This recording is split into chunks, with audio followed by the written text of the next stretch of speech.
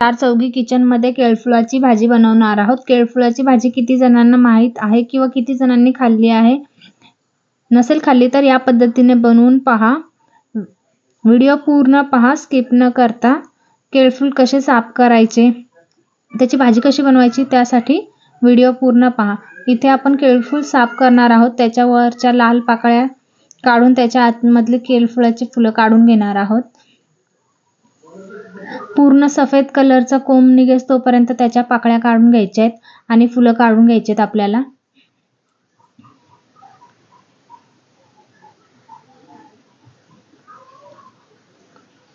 ही भाजी साफ करण्यासाठी जरा खूप वेळ लागतो, त्यासाठी आपण थोडं निवांत असल्यावरच ही भाजी साफ करायला घ्यायची। तुम्ही पाहू शकता आपलं केळफूल साफ करून झालेलं आहे। सफेद कलरचा कोंब निघस तोपर्यंत आपण साफ करून घेतलेला आहे। केळफूल साफ करून झाल्यानंतर आपण पाण्यामध्ये मीठ टाकायचे, 1 ते 2 चम्मच टाकायचे आणि हाताला तेल लावून घ्यायचे आणि सुरीला सुद्धा तेल लावून घ्यायचे, त्यामुळे आपल्या हाताला त्याचा चीक लागत नाही। केळफूल साफ करताना त्याच्या मधला असा प्लास्टिक सारखा एक उभा दांडा असतो आणि प्लास्टिक सारखे एक पाकळी असते, ही काढून घ्यायची। तुम्ही पाहू शकता अगदी ते समोरच दिसते, थोडं काळपट रंगाचा दांडा असतो, हा काढायचा। हा भाजीमध्ये कापताना कापत सुद्धा नाही आणि भाजीमध्ये शिजत सुद्धा नाही। प्रत्येक कळीमधून आपल्याला फुलामधून काढून घ्यायचे। ह्या कोवळ्या कळीमध्ये सुद्धा आपण असं व्हाईट कलरचा असतो थोडं। आता छान साफ करून झालेले आहेत। आपण साफ करतानाच एकावर एक ठेवायचे, म्हणजे आपल्याला कापताना व्यवस्थित कापायला भेटतात। छान असं बारीक करून घ्यायचंय। जो कोंब आहे तो सुद्धा आपल्याला बारीक चिरून घ्यायचा या पद्धतीने।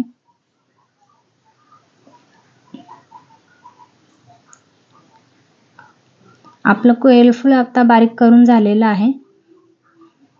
यामध्ये आपण मीठ टाकल्यामुळे यातील चीक पटापट निघतं आणि भाजी छान लागते। आता वाटण्यासाठी आपण इथे भाजलेलं खोबरं, भाजलेला कांदा, लसणाच्या पाकळ्या आणि हिरवी मिरची आणि कोथिंबीर घेतलेले, हे पाणी न घालता छान बारीक वाटून घ्यायचंय। कढईमध्ये 2 ते 3 पळ्या तेल गरम करून घ्यायचे। त्यानंतर कढीपत्ता, बारीक चिरलेले 2 मध्यम आकाराचे कांदे, हे छान हलके गुलाबी होईस तोपर्यंत शिजून घ्यायचे।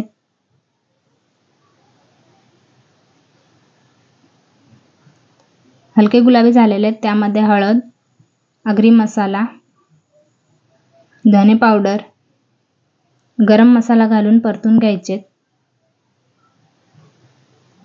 त्यामध्ये नंतर आपण तयार करून घेतलेलं वाटण घालणार आहोत आणि परतून घेणार आहोत।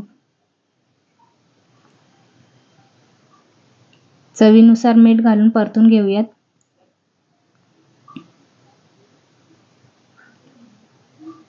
आता यामध्ये आपण साफ करून घेतलेलं केळफूल घालू